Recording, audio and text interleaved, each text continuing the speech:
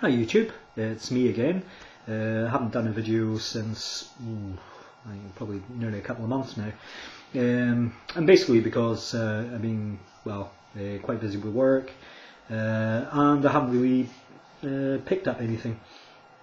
Though I have picked up one game, and I've bought a downloaded game of Xbox Live. And I got another console given to me for nothing. And getting things for free is always good. So this video, because of all that, this video will be a lot shorter than the ones I've done recently. So I'll get straight on to the game that I have bought in the last couple of months, and that's this, Child of Eden.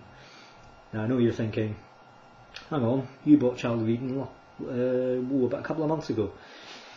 Yes I did, and it was for the 360. Now I don't have Kinect, so I was just using it, I was just playing it using the normal, just the ordinary controller, Xbox controller, and so I decided I was going to get the PS3 version when it came out because of the Move compatibility, and so that's what I did last Saturday. I traded in my 360 one, and I got the huge trade-in price of £4, which meant that as this was something like £18, I got this for £14 basically. So I've got the PS3 version now, and I must admit I'm actually enjoying it more playing it using Move. It does seem a lot easier to use using Move, and I'm sure it's fine with Kinect as well. But as I say, I don't have Kinect. I'm probably not going to get Kinect.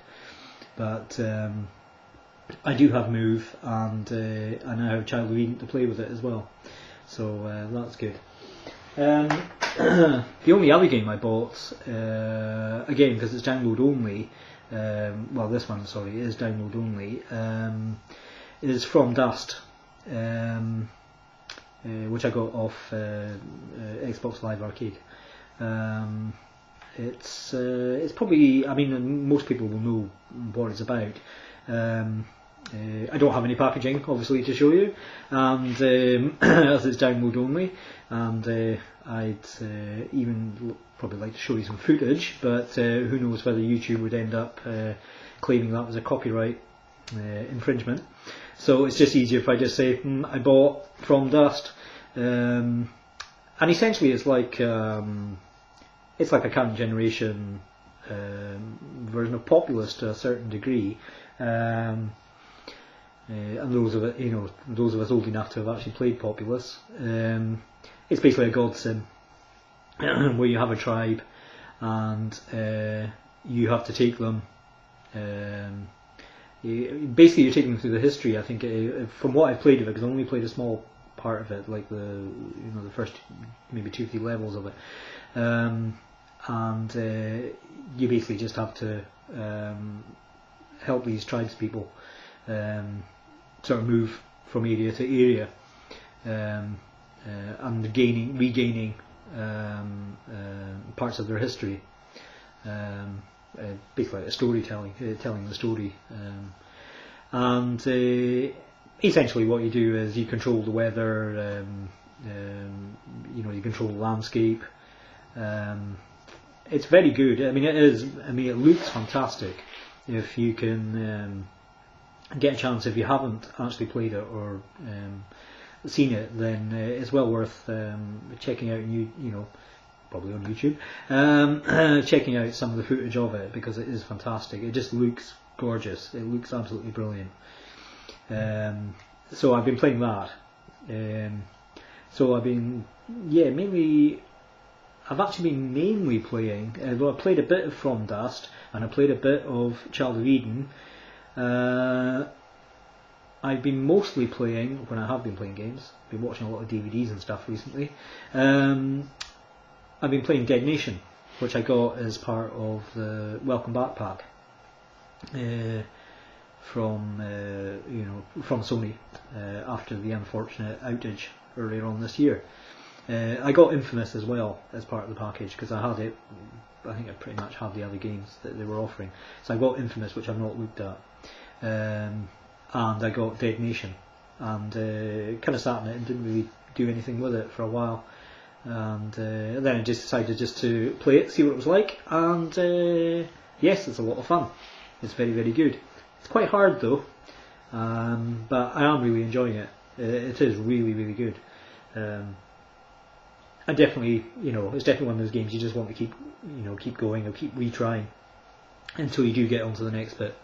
Needless to say, my times are absolutely shocking, just crap beyond belief for getting through each section, but I don't care. I just enjoy playing it, so it doesn't bother me how long I take to actually get to the destination.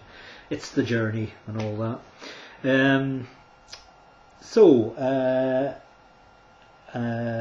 Now I'm going to show you the next console, my newest console, or actually oldest console, which was given to me free last Friday night, and it's one of these. Now I bought an Amiga recently, which of course is, as you all know, made by Commodore, and what I got free was one of these. It's a Commodore 64. I've never owned a Commodore 64.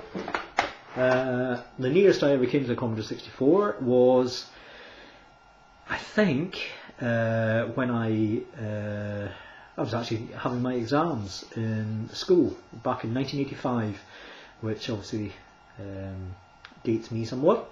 1985, I was about, I would have been about 15 or 16. And when we weren't having exams, I remember us going down to Inverness Town Centre and going at somewhere like Dixon's or Caddy's. It might have been Dixon's actually, Caddy's, can't remember. Anyway, the shop was still there anyway, and we went in to look at the Commodore 64. And all it seemed to be doing was actually showing the actual boot up screen. But it was still impressive for all that. But that's the closest I ever came to the 64 until now. So now I actually have one, and I also have the Commodore tape deck as well. Yeah. Now I don't know how long it's going to be before I actually do anything with it, as I've got the Amiga and I haven't really touched the Amiga much recently, but it's quite strange having the Commodore 64 and quite surprising too, because I don't really know much about the Commodore 64. I know even less about the VIC-20.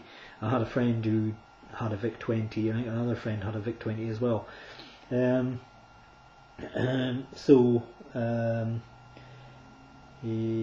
What I was quite surprised by is there are some similarities between the look of the Commodore 64 and the Amiga. Obviously the Amiga is a lot wider and it has the proper number pad and everything, but I've never actually seen, really, this is really probably the first time I've actually seen one really close up. And I've looked online and I've actually seen a YouTube video about how to convert TAP files through the means of tape, so that you can actually load stuff. You actually load stuff onto the 64. But as I say, it'll probably be some time before I do that, as I have enough to be going on with a PS3, a 360, and a laptop, and an Amiga. You can't use them all at the same time, so yeah. So all in all, it's been a fairly cheap couple of months, which is no bad thing. There hasn't really been any games that I've been sort of dying to get. I mean, Child of Eden was one of the main ones, and I now bought it twice, albeit I've traded in one. And of the bigger games coming out, it's probably going to be Batman Arkham City, probably the next one I'd be interested in getting. But apart from that, I'm not really too bothered about anything else coming out. I know Skyrim's coming out, but as I haven't made much headway into Oblivion, that can wait. I don't see any point in trying to get something that's essentially quite huge when you haven't even done the previous one. And I still have to finish Uncharted 2, which I intend to do this week. Get some work in, get my homework done, and get Uncharted 2 finished with. Since I finished Uncharted this year, I think I should finish Uncharted 2. Especially, that will be the other big game coming out, Uncharted 3. Yes, I definitely will be getting Uncharted 3. That probably will be the next one, probably before the Batman one, actually. So on that note, I will say thanks for watching, and I'll see you again.